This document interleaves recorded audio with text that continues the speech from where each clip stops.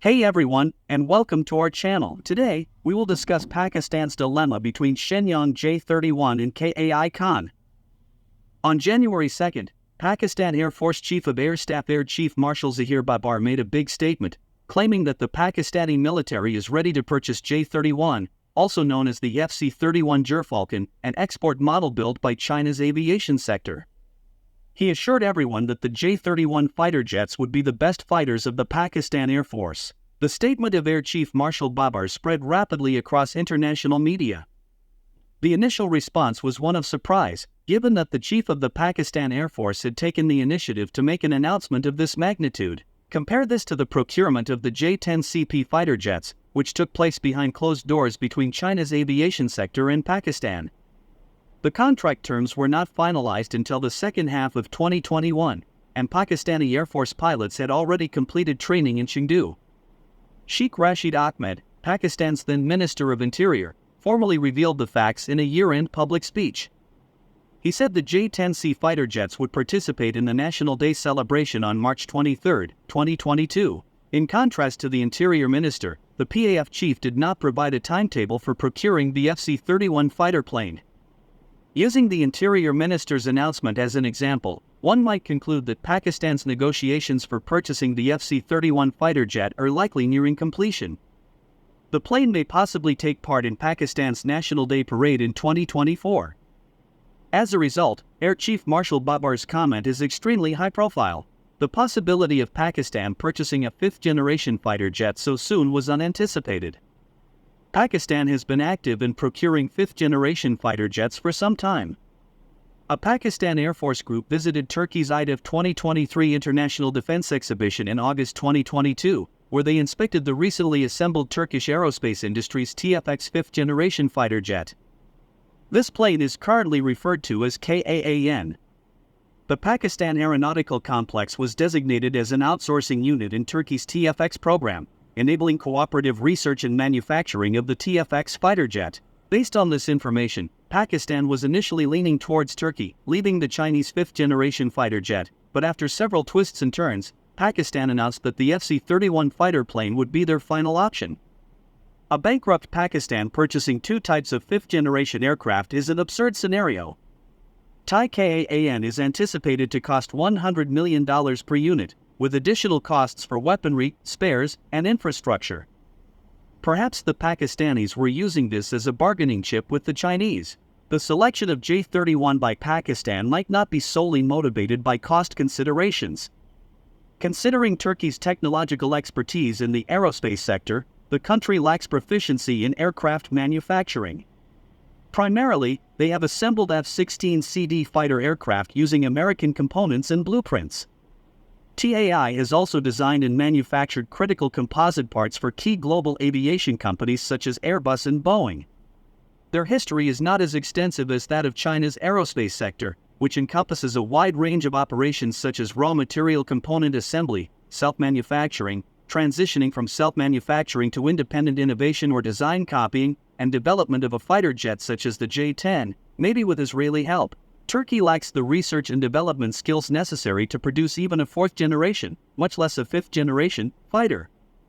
Turkey has thus far developed solely a handful of unmanned aerial vehicles, a light trainer, and armed helicopters on their own. Turkey also lacks the facilities for critical subsystems required for whole aircraft manufacturing, such as advanced avionics, propulsion systems, and flight control systems.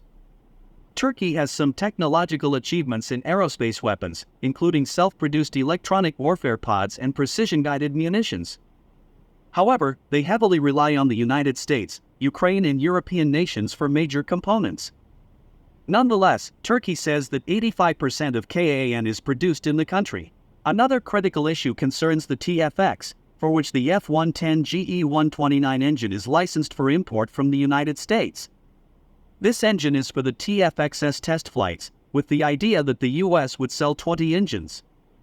It is improbable that Turkey will be able to manufacture a similar engine in the near future, and even if they manage to produce the TFX, it will most likely be prohibited by the US due to national interests. Only Rolls-Royce and Ukrainian Ichenko Progress have consented to participate in the tender. This type of engine takes at least 10 years to create. Furthermore, Ipchenko Progress has no prior expertise in developing such engines. So Rolls-Royce is the only option, and this engine sale must be viewed in terms of intellectual property rights.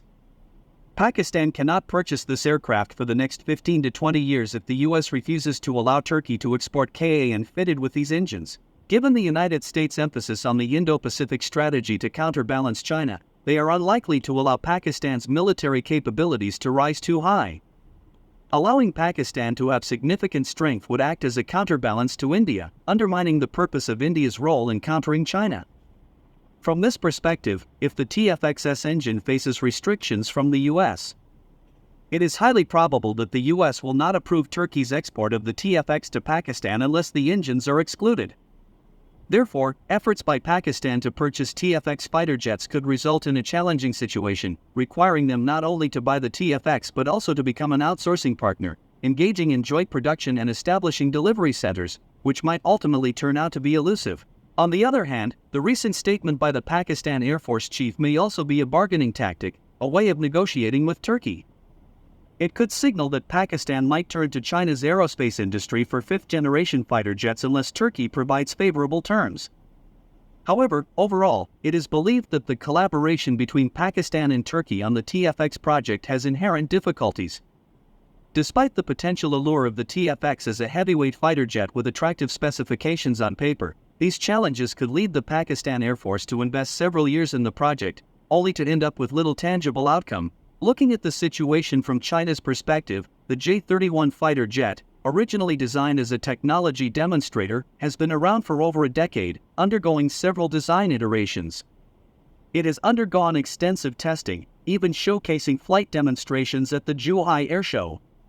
This aircraft can be considered a mature product, suitable for domestic use, deployment in the Pakistan Air Force, or even for export to other countries as an export model, pending seamless production line integration.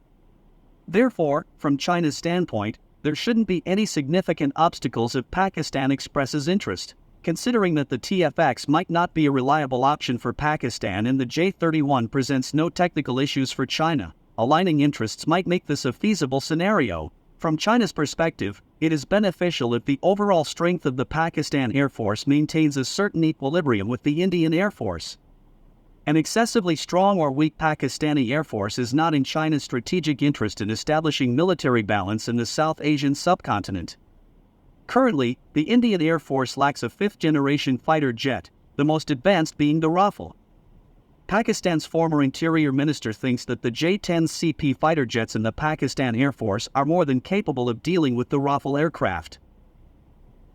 Do you think Pakistan will buy both TAI KAAN and Shenyang J-31? Let us know in the comments below. And if you like this content, please subscribe to the channel and share and like the videos.